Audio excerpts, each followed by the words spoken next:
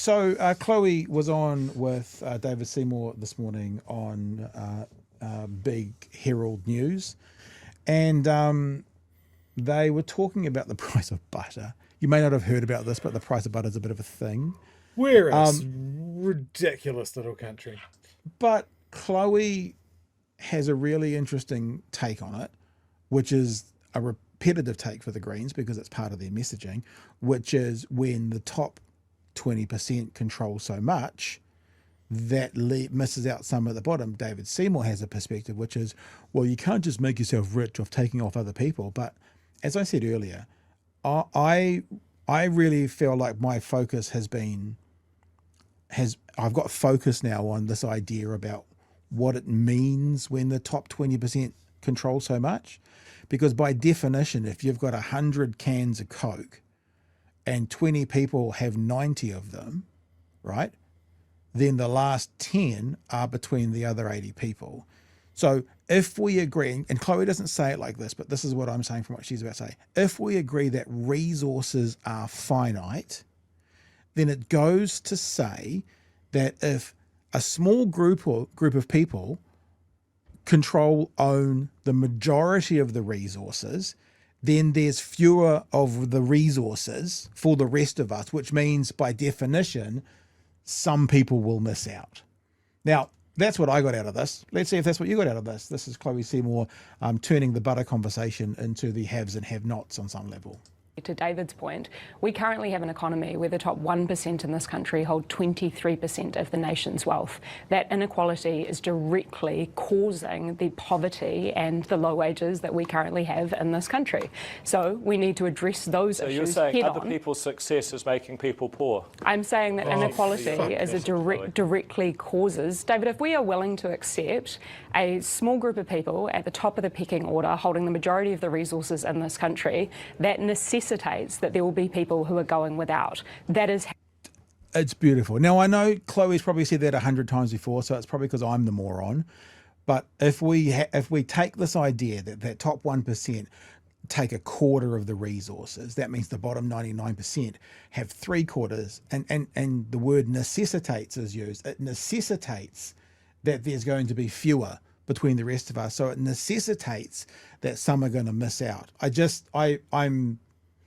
It's a clarity moment for me. Saying that inequality is directly causes. David, if we are willing to accept a small group of people at the top of the pecking order holding the majority of the resources in this country, that necessitates that there will be people who are going without. That is how inequality creates poverty. So yes, I do believe that we should have intentional redistributive policies. Untrue. David? Because what? Yeah, so, and this is what I was saying. This is the thing that's my little add-on. Are resources finite? Because if resources are finite, Chlöe can't be wrong. So the only way that the top 1% can control 25% and the bottom 99% can still have free and fair access is if resources are unlimited. If you're talking about oxygen, I agree with you. If you're talking about housing, not so much. Because like I just did with my silly example around cans of Coke. If 1% of the 100 people own 25 of the cans of Coke, then there's only 75 cans of Coke for the other 99. Someone's going to miss out. It's a statistical truth. I don't think there's a way that you can prove otherwise if you accept that resources are finite. That has to be in there for this to be a slam dunk, can't challenge it. There's no way you can do it. That we should have intentional redistributive policies. David? Because the assumption, it's really interesting, and I'm really happy we're having this discussion. Because what David's Chloe assumption is it trickles down. There's only so much. there's only so much to go around, and the only way that people can succeed is to take from others who have. So is there only a certain number of houses to go around? Is there only a certain number? See, that's what I'm saying. Making the assumption that there's only a certain number to go around. So you do, he's agreeing with us. You do have to agree that resources are finite. So what he's saying is the only way that his system works is if resources are infinite. Because Chloe's saying there's not enough resources to go around. Yes, Yes, that's what Chlöe's saying. What you're saying is resources are infinite. And that's why she can't be proven wrong. There is a finite number of houses. There is a finite number of dollars coming out of that business that's only got so much to pay its people. I'll tell you a story. I remember working for News Talk ZB. Here's some shade. And I went and I had a look and I asked one of my bosses here, I was interested in the pay rise, Chewie. Do you know what he said to me? He said to me, because we have purchased a Bentley for Paul Holmes, we don't have the budget to offer any increases right now. So News Talk ZB back then, when Paul Holmes was running the show, they didn't, like a lot of companies will lease you a car.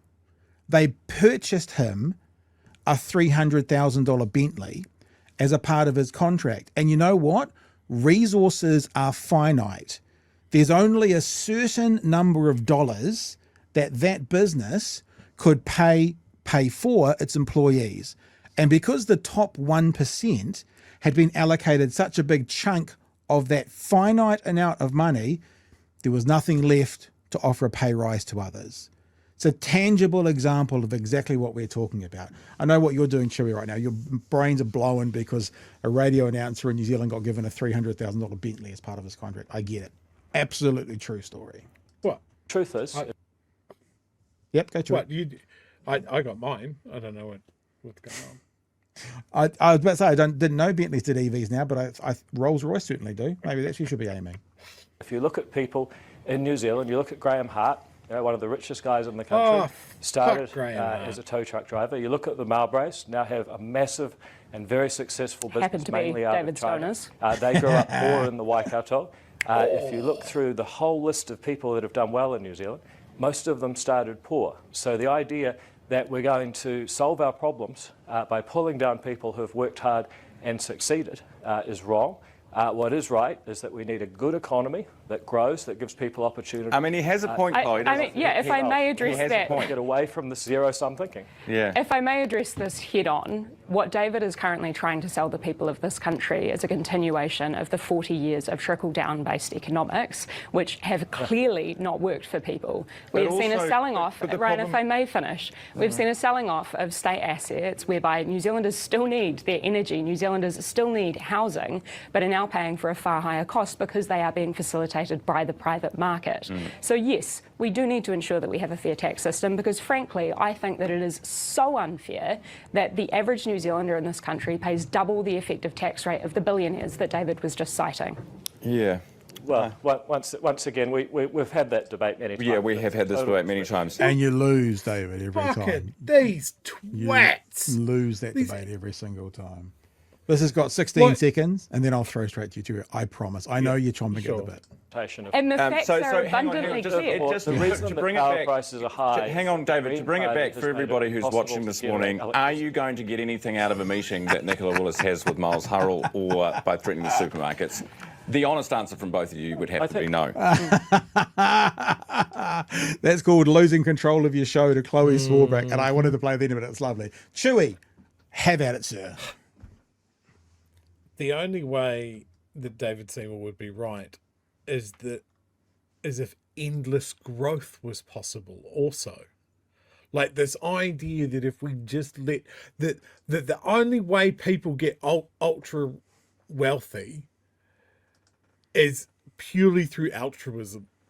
You know, they're all good people who worked really hard. Sure, Graham Hart started as a tow truck driver. He then leveraged his way into property, which is just a tax black hole. And it just grows and grows and grows and grows and grows because property is our sacred calf we can never touch. The Mowbrays made their money selling basically a rolling, brightly coloured oil spill made by some of the poorest, worst paid workers on the planet. That's not a good thing. We shouldn't hold the Mowbrays up as some great fucking success story. They have just done what people have done for ages. Mass-produced, cheap, disposable shit. We shouldn't be about that. But you can't get endless growth just in the same way that resources aren't infinite. Those two things are linked.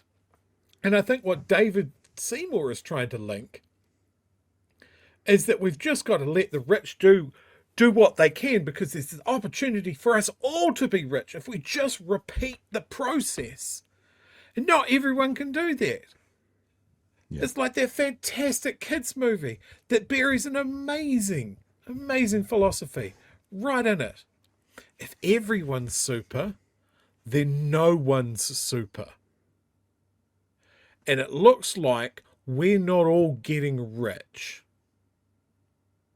That's never happened.